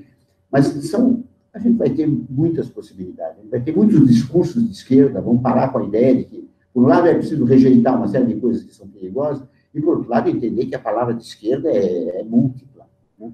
Porque a tradição de pensadores de esquerda, aí a gente volta a coisa, não é Marx, é uma opção de gente. Efetivamente, lá no passado, para o melhor e para o pior, o Marx era muito forte teoricamente, muito craque teoricamente. Esse era um problema, ele era muito mais forte que os outros. Mas isso não significa que ele acertasse sempre politicamente, e nem teoricamente. Era um sujeito... Mas aí tem o Proudhon, tem o Fourier, tem o Morris, tem a tradição política que vem depois, tem o Leroux, tem figuras pouco conhecidas que é preciso reabilitar. Tem os críticos ingleses da economia política, ninguém conhece mais. O Hodgkin, é muito bom o que eles escrevem, muito interessante. Claro que, como homens de ciência, eles são piores que o Marx. O Marx leu toda a economia política. O Marx tem um sujeito aí da extrema-direita que acusa o Marx de pragmatista. É o contrário, é um sujeito maluco, que deu toda a economia política até a época dele, dominado pela ideia de teoria, né? Ele tinha... É incrível esse personagem, ele tinha grande paixão prática, mas ele era um sujeito maluco, um teórico alcoólico, né? Ele leu isso, então ele era muito mais forte. Tem até um texto curioso, desculpa, já vou terminar, para as pessoas só falam isso aí. O Bernstein, que foi um crítico, disse a certa altura, uns 20 anos depois da morte do Marx, ou 30, ele disse, olha, eu não estou dizendo que eu sou mais forte que ele, estou dizendo que eu tenho razão, só isso. Agora, ele era mais forte. E se ele voltasse ao mundo agora, mesmo não tendo lido, digamos que ele tivesse lido a literatura econômica dos 20, 30 anos, ele ganharia de todo mundo, porque é um caso particular. Ele é mais ou menos assim. Quer dizer, não é porque o sujeito é o mais forte teoricamente que ele vai ter razão sempre politicamente, e nem na teoria. Eu acho que tem problemas ali, tem que reconstruir aquilo tudo. Mas, enfim, não é para jogar fora de jeito nenhum. Né? Bom, eu vou parar, senão não tem mais tempo. Podemos fazer ainda uma intervenção? Só uma intervenção? Meu Deus. Porque mas depois podemos continuar discutindo durante o dia. Depois do dia todo, eu espero que a gente possa discutir. Desculpe. Oi, bom dia. Eu me chamo Gustavo, sou estudante do programa de Ciências Sociais. Professor, primeiro, dar os parabéns ao IHU, né? Acho que iniciamos aí com uma bela conferência, debate no dia de hoje. Professor, termina falando da necessidade das rupturas, né, com as patologias. A gente tem um movimento brasileiro, mundial, de ocupação do Estado, né, que é ao contrário disso, nesse momento, pelo menos. No Brasil, com Temer, e mundo afora com outros representantes da direita, que vem fazendo um movimento que não é de pensar rupturas com as patologias da esquerda, é claro, nem é problema da direita pensar isso. Eu fico pensando assim, quando a gente tem um movimento pequeno, de baixa intensidade, de ruptura dessas patologias, como o movimento que aconteceu Lula-Dilma, né? A Dilma se propondo com baixa intensidade algumas rupturas, né, com essas patologias, acontece o que aconteceu. Ao mesmo tempo, a gente vê que, do lado da sociedade civil, está se discutindo, em alguma medida, mais ou menos, essa ideia de romper com essas patologias. A minha questão é, assim, provavelmente tu não vai ter uma resposta fechada, pronta, né? Mas a minha questão é, que tempo a gente vai levar para conseguir levar essas discussões, que ainda são também de baixa intensidade na sociedade civil, né, nos movimentos sociais e outros grupos, para dentro do Estado, e se isso é possível? É possível a gente ter representantes ocupando os cargos eletivos e outros do Estado, pensando essa ruptura, até que o modelo como ele está dado estruturalmente torna isso possível em algum momento histórico? Olha, eu tenho muito essa preocupação. Você falou da Dilma, etc. A Dilma não rompeu nada. A Dilma entrou na política do PT e depois deu uma virada, tentou corrigir. Bom, foi subjetivamente respeito, mas foi uma sucessão de erros, então aquilo não é nada. Eu tenho muito presente a ideia de como é conciliar essas exigências com o movimento atual. Porque isso tudo pode parecer muito intelectual, eu estou consciente disso, quer dizer, o lugar da fala também conta para mim, quer dizer, tem o Boulos que está lá nas ocupações e eu não estou nas ocupações, eu estou falando coisas, escrevendo livros, e intervindo, etc. Mas poderia até discutir o que eu quero fazer, o que eu pretenderia fazer, o que eu poderia fazer, seria um pouco no plano do jornal, da imprensa de esquerda, imprensa eletrônica, que eu tentei fazer, mas até agora isso não deu certo, deu pouca coisa. Bom, mas eu acho que as coisas vão juntas, viu? Esse é o problema. Quer dizer, quando você fala de identificar as patologias, não é um problema a longo prazo, por exemplo, e não para a luta não para, as ocupações estão lá, você faz tudo isso, só que você tem na cabeça o que é isso aí, essa história. Você faz as ocupações, mas você não é por isso que você é fã do Maduro. Você não precisa ser fã do Maduro para fazer ocupações, nem acreditar no Stalin, mas é um pouco assim. O pessoal acha que tem que acreditar no Lenin, no Stalin. Tira isso da cabeça, nós vamos inovar. Ao contrário, nós vamos inovar. Vamos fazer a ideia de imitar o passado e de estar na história. É uma ideia perigosa, está na história de qualquer jeito, a gente vai inovar, nada impede que no Brasil, mesmo no Brasil, possa surgir uma grande renovação da esquerda. Você vai fazer tudo, você vai ser radical, só que você tem outra cabeça, você sabe que você não pode fazer concessão aqui, não pode fazer nada, etc. O que não significa não trabalhar com gente. Quando eu falo PT é isso aí, eu falo contra a direção, bom, lei, bom. Mas tem muita gente boa e você não vai discriminar ninguém porque está nesse partido ou porque está no outro partido. De jeito nenhum, você abre para todo mundo. Mas eu acho que é condição, longe de ser uma coisa complicada, é condição para você ter uma boa prática. Quer dizer, o pessoal no mundo universitário, quer dizer, é possível a política universitária continuar com a bandeira do maoísmo, do trotskismo? Vocês acham que isso vai levar alguma coisa? Isso tem peso. Eu tive reuniões. Tem lá os meninos lá da USP, não todos, né? Alguns são morenistas. Eu falei, o quê? Morenista? O que é isso? É de um chefe de seita trotskista do século XX. Eles são fãs disso. Tem outros que são posadistas, que vão para a Europa. Mas as coisas mais loucas, entendeu? Não pensa que o radicalismo ajuda. Ele não ajuda nada. O pessoal está delirando. Tem grupo de leitura do Mao Tse Tung. Não lê Mao Tse Tung, vai estudar história, vai estudar outra coisa, vai ler o Mao Tse Tung. E tem gente que está aí, esse é o estado da política brasileira, entendeu? Então é muito complicado. Então, tratar de pôr na cabeça alguns elementos, deixa de bobagem, estuda outras coisas, etc. Você vai pôr uns grãozinhos. Porque também existe muita gente que é crítica, existem as duas coisas. Aliás, eu acho que o problema é difícil. Fiz uma tentativa de fazer uma revista independente junto com os colegas da revista eletrônica, que não sei se vocês conhecem, a Fevereiro, e o grande problema que a gente teve de enfrentar é, quer dizer, por um lado é a universidade, por outro lado são os partidos. O pessoal na universidade trabalha seriamente, é sociólogo, filósofo, etc, etc. Olha lá. Aí a cabeça está lá na universidade, o coração está fora, né? O coração é política. Mas aí eles não pensam nada, aí tem um partido, e aí o partido. Então, um jornal de esquerda tem que estar no meio disso tudo, tem que criar, né? O meu modelo, guardado seria o socialismo ou barbárie do Castoriadis e do Lefort. Funciona como se fosse um partido sem ser partido. O pessoal não está acostumado com isso, o pessoal pensa em sociologia, filosofia, duas pragas, né? Se forem abandonadas a elas mesmas, né?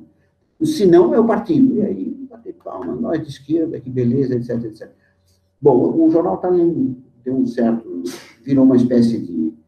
Não é aquilo que eu gostaria que fosse, o jornal de intervenção não deu, exatamente porque há divergência. Uma parte acredita, uma parte que é fiel ao projeto inicial, uma parte que se entusiasma pelo PT, por não sei o quê. Então, virou uma espécie de, espero que continue, uma espécie de plataforma para a esquerda escrever os seus artigos. Isso é bom, mas isso não é um jornal de vanguarda. Seria preciso que a gente voltasse ao projeto. Eu continuo com esse projeto. E eu vou dizer que fora existe uma porção de gente que está disposta a fazer isso. Isso eu acho que vai surgir. A gente não tem uma imprensa de esquerda, né? O PT não fez isso, talvez felizmente não tenha feito, porque quando eles começaram a fazer já tinha um comitê político, não sei o quê. Mas isso é uma coisa que poderia fazer. Eu, pessoalmente, eu acho que é onde eu posso intervir. Essa é a minha maneira. O que fazer, cada um de nós tem o que fazer, uma resposta para o que fazer. A minha seria ainda tentar, não sei bem como vai fazer, deixando esse projeto, quer dizer, continuando aquele projeto, mas que agora é uma espécie de plataforma geral da esquerda, mas relançando a ideia de um jornal de intervenção, que nós não temos. Ok. Obrigada, professor. Teríamos vontade de continuar discutindo e ouvindo, muito interessantes as provocações, mas temos hoje, então, o dia todo para continuar. Temos outras 3 conferências e podemos ir relacionando depois os debates aí, a ideia de todos os conferencistas. Num sinal muito singelo do nosso Instituto Humani para os Unicinos, eu lhe entrego essa pasta com alguns materiais, alguns mimos aqui da casa. Viu? E obrigada mais uma vez, então, por ter estado conosco. Viu? Muito obrigado. Esperamos depois poder contar com sua... palavras aí. Agradeço muito a vocês. Enquanto a discussão, eu lamento que tenha havido só duas boas perguntas, né? Só 2 perguntas, 3 perguntas. A discussão continua. Eu acho que no quadro dos outros debates, a gente vai voltar a isso tudo. E quem quiser continuar conversando no corredor aí, eu estou sempre disposto a bater papo, não tem problema. Muito obrigado, gostei muito da reunião, achei extremamente simpática. Realmente fico muito contente em saber que isso existe no Brasil. Eu não sabe que existe isso, coisa desse tipo, essa programação, isso tudo parece banal, mas isso é uma exceção, isso ninguém faz, né? Muito pouca gente está muito obrigado. Nós que agradecemos. Nós temos, então, agora 10 minutos de intervalo, e aqui no fundo da sala nós temos água, trigo para quem quiser, enfim. Às 11 horas continuamos então com o professor Moisés na próxima conferência. Muito bem, muito obrigado por ter vindo, viu? Muito legal, viu? Eu vi com muita atenção, muito gosto, fico muito contente. Obrigado, viu? Saiu caótico, mas não.